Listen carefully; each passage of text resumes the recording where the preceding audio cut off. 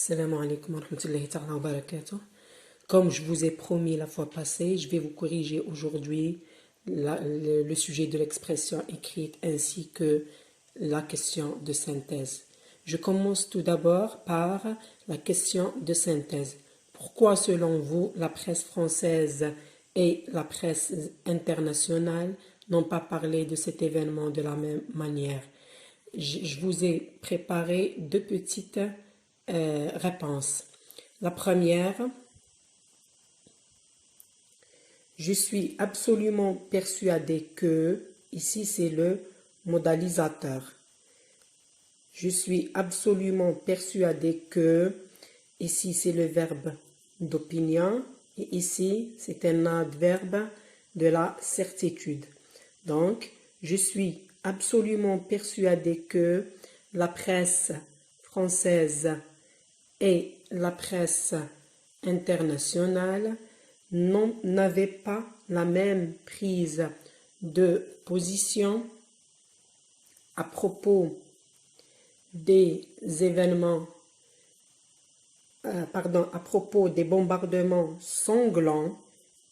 C'est un adjectif qui montre mon opinion de Saqiet Sidi Youssef, parce que celle de la France défend ses intérêts. Ça veut dire la presse française, elle défend les intérêts de la France. Or, opposition ici, or, la presse internationale critiquée, elle est contre et condamnée. Elle critiquait et condamnait l'événement. Comment est l'événement? Il est douloureux. Douloureux, c'est un adjectif qui montre mon opinion. Et dévoiler la vérité de l'agression barbare. Donc ici, j'exprime une autre fois mon opinion.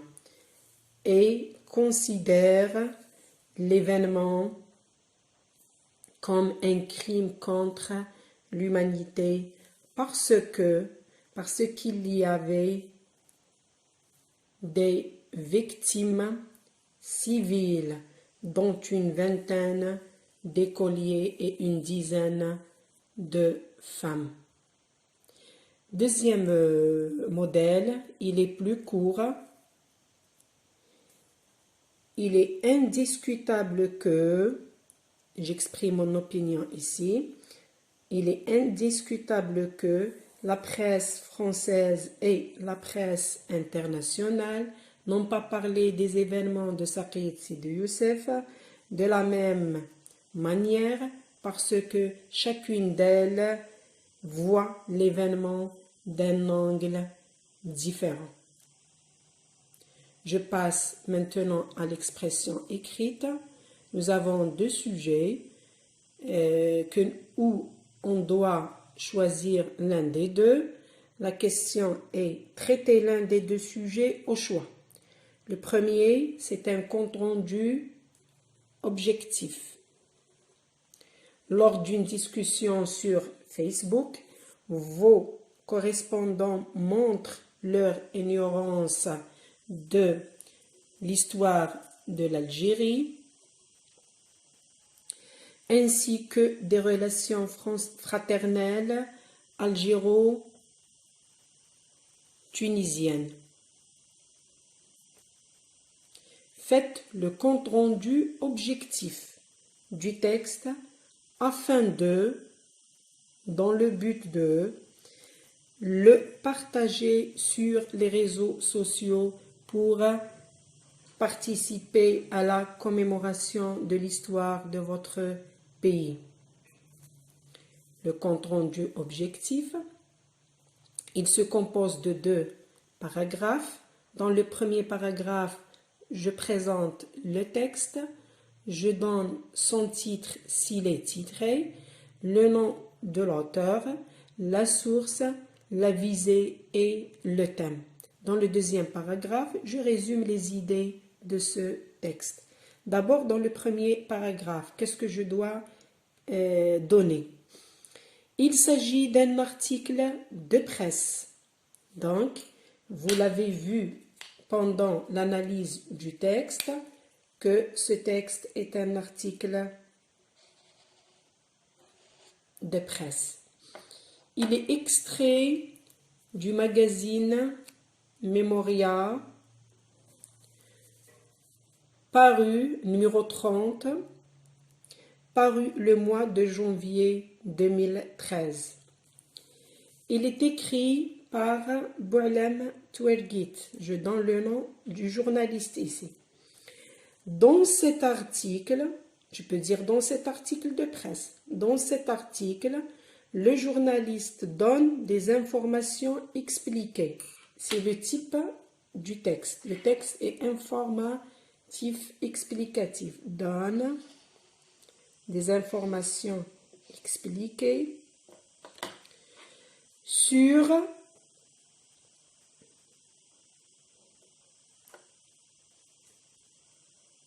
le thème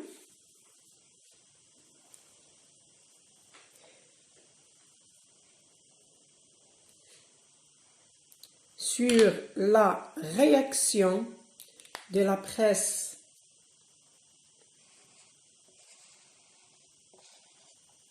française, sur la réaction de la presse française, ainsi que celle, ça veut dire la réaction de la presse internationale sur le bombardement du Saqiya en 1958 à la suite de ses pertes lors de la bataille de Jbel Wasta. Premier paragraphe. Dans le deuxième paragraphe, je vais résumer les idées du texte. Je commence par l'expression « selon le journaliste » parce que ce sont des informations données par le journaliste. Selon le journaliste, il y a deux avis contradictoires sur cet événement historique. Celui de la presse française qui soutient les opérations de l'armée française et réclame une réponse rapide aux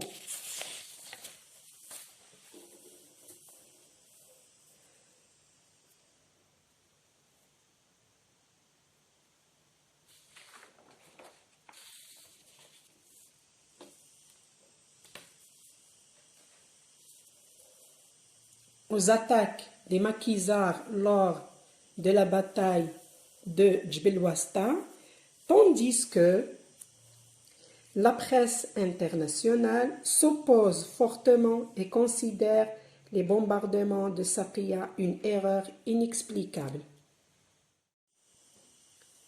Le deuxième sujet, c'est la production libre. Donc, nous avons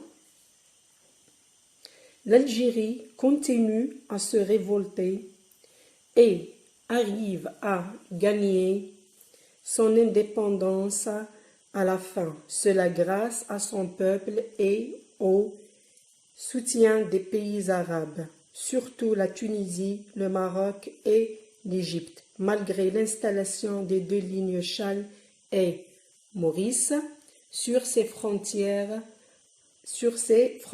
On s'arrête ici. Quel est le thème? On parle de la révolte des Algériens qui aboutit à son indépendance grâce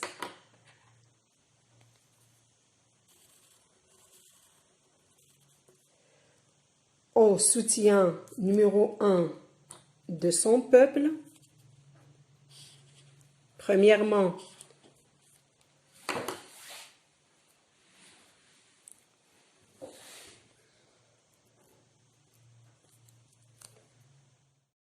puis au soutien des pays arabes.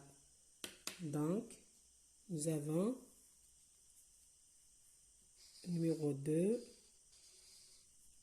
le soutien des pays arabes.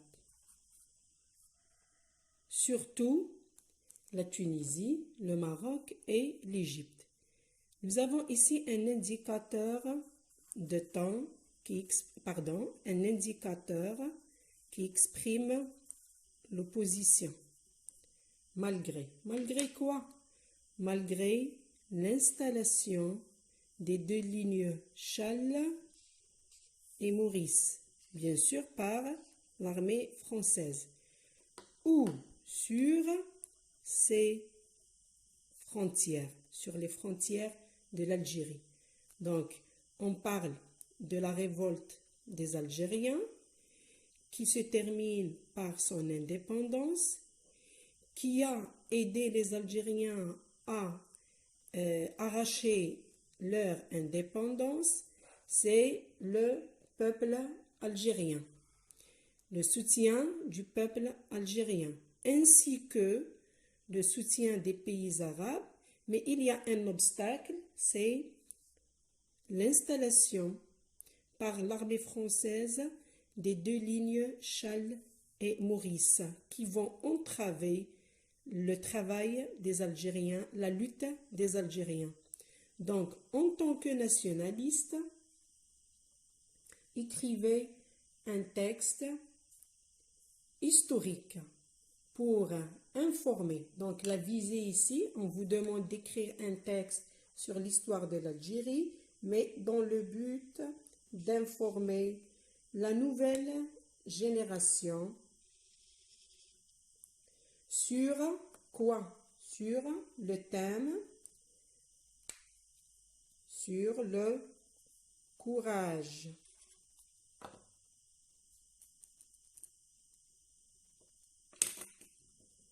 La bravoure.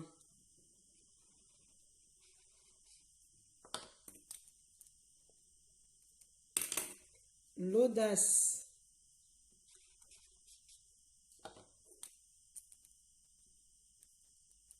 De qui? Des maquisards algériens, surtout sur les frontières algéro-tunisiennes, face à la machine de guerre française et ses lignes électrifiées. Ça veut dire on va parler de la lutte des Algériens sur les frontières algéro-tunisiennes, là où il y avait les lignes électrifiées qui sont Chal et Maurice. Donc, j'ai intitulé la production Bravoure, courage et audace des Algériens pendant la guerre de libération.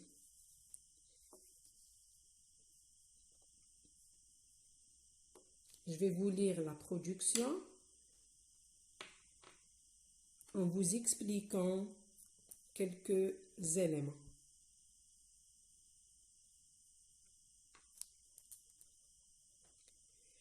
Après l'accroissement des opérations militaires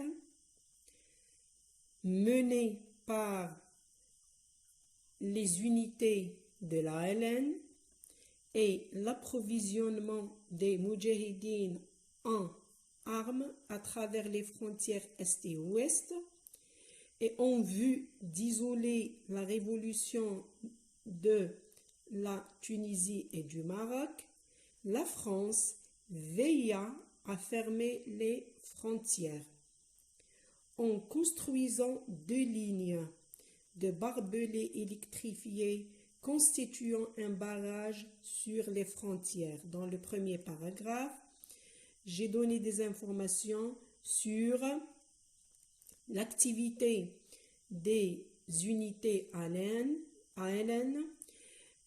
l'objectif de leurs activités sur les frontières tunisiennes et même marocaines. L'objectif de cette activité, c'est l'approvisionnement en armes à travers les frontières. Donc, mais la France, en découvrant que les moudjahidines se déplacent sur les frontières algéro-tunisiennes et algéro-marocaines pour ramener les armes et les provisions, elle va veiller à fermer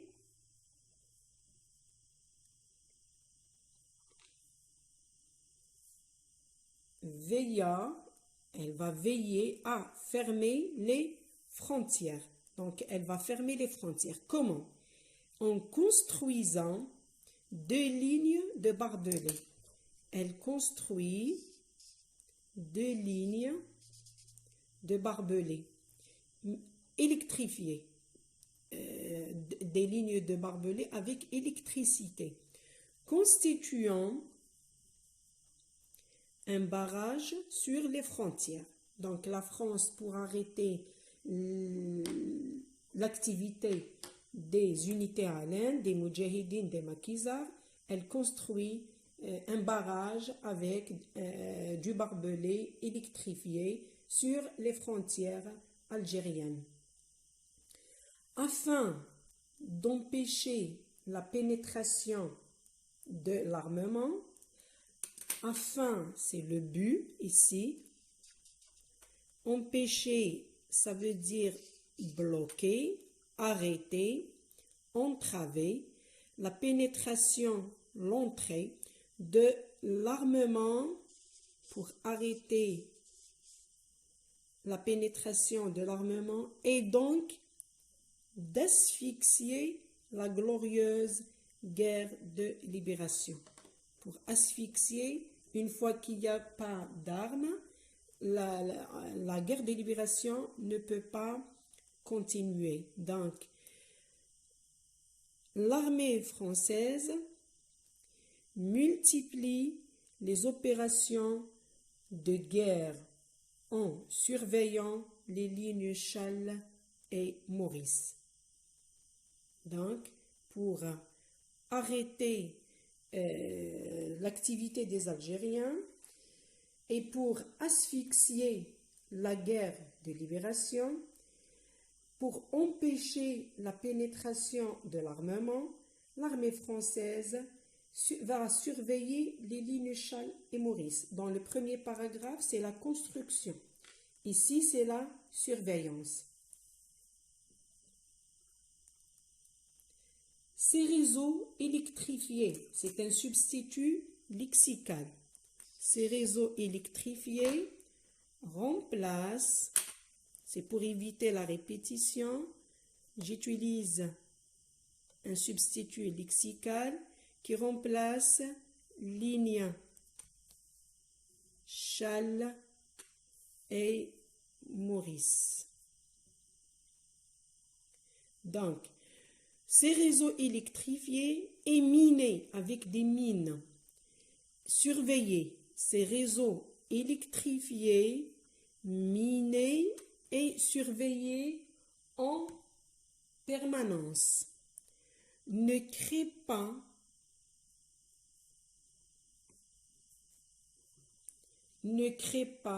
de difficultés sérieuses pour les moudjahidines armés.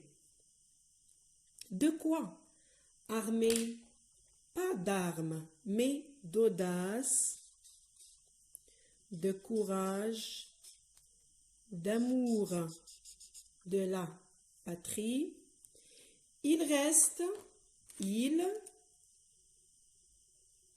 Ce sont les moudjahidines. Voilà. Non, ce n'est pas les moudjahidines. Il reste, ce sont les réseaux électrifiés. Je m'excuse.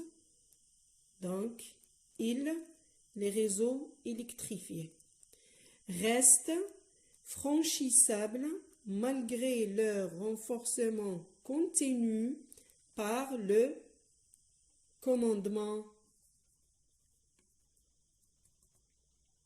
militaire français qui procède à leur prolongation. Donc, Malgré toutes ces mesures prises par l'armée française, malgré que ces lignes sont électrifiées, minées et surveillées, ils restent franchissables. Ça veut dire que les Algériens réussissent leur passage et ramènent toujours l'armement et les provisions. Donc, que fait le commandement militaire français? Le commandement militaire français procède à leur prolongation. Il prolonge ces deux lignes. Pour cela, il installe, il ajoute les projecteurs, l'éclairage électrique, les radars et les mines. Donc, il renforce la surveillance des deux lignes Challes et Maurice. Ces mines sont bondissantes dans le but de détection immédiate des combattants algériens.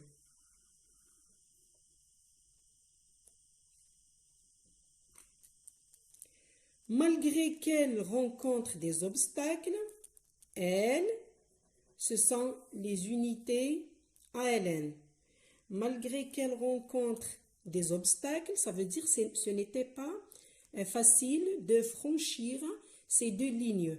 Les unités ALN rencontraient des obstacles, mais malgré cela, ils réalisent de hauts faits d'armes.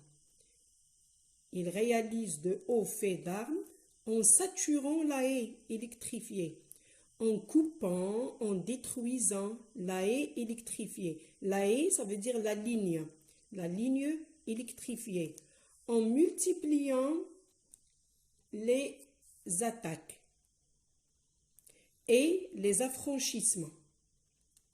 Les combattants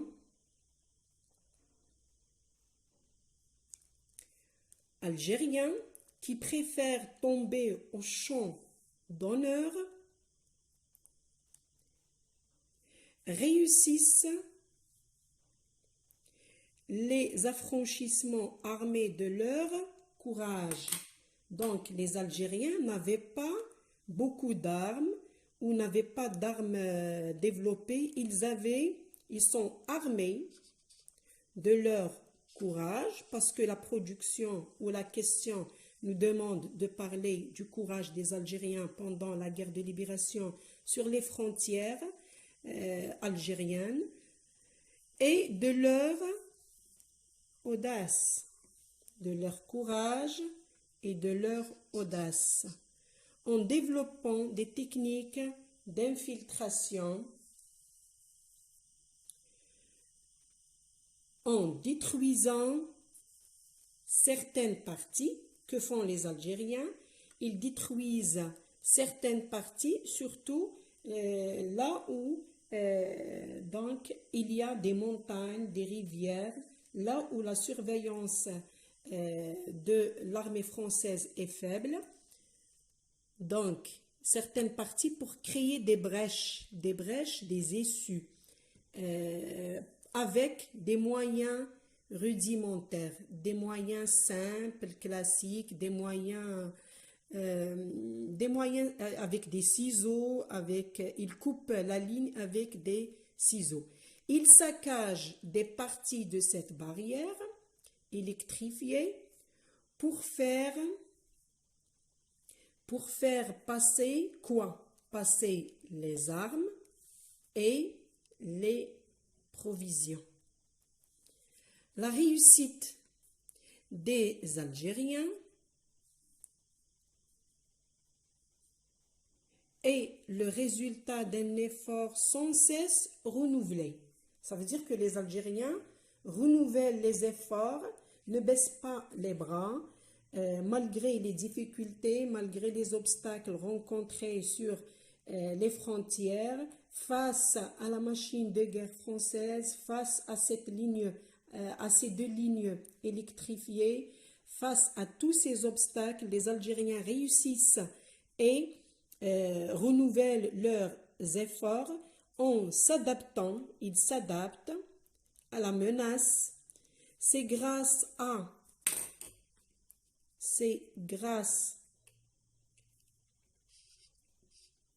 leur courage, leur bravoure, leur dévouement et leur sacrifice que l'Algérie arrache son indépendance.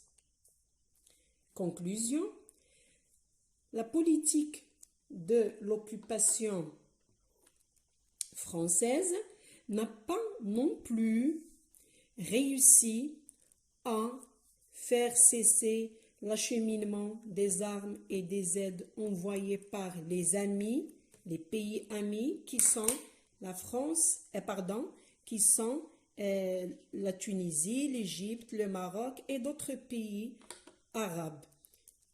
Les Français n'ont pas pu éteindre la flamme de la révolution. Donc, dans cette production, j'ai répondu à la question, j'ai écrit un texte sur la bravoure,